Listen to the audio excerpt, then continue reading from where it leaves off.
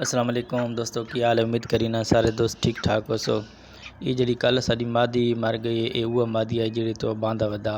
ये मादी तैयार को आई, उद प्या बूढ़ा निसो चाया उथा क्रास निसो वन लिता। ये तैयार को आई, मैं समझिया तैयार है तो मैं तितर दे नाल डक छोड़ी।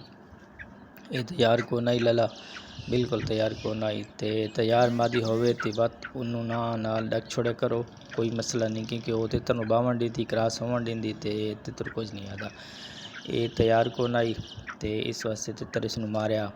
मैं इस वास्ते अपलोड करींदा पां ताकि तुहानूं समझ आ वने, तुसां भी इवें न डक दिवाए।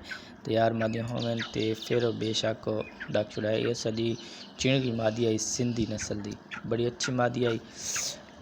इस वास्ते ये जड़ा ना तितर विद पे उन्हें मरीदा पिया शुदी तैयार को आई।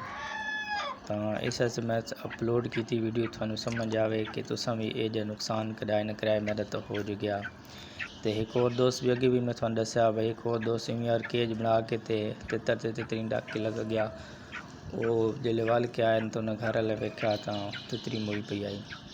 तो इस वास्ते लाला मादियां तैयार करो, तैयार करके तो फिर बेशक जिते केज छोड़ो, टोकर जिथे मर्जी में छोड़ दो, फिर अंडे लैसन इंशाअल्लाह।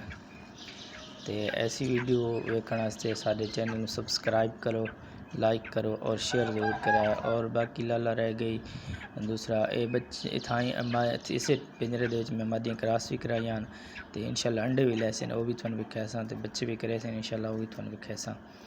सारे चैनल सब्सक्राइब करो, लाइक करो और शेयर ज़रूर की करो। शुक्रिया, अल्लाह हाफिज़।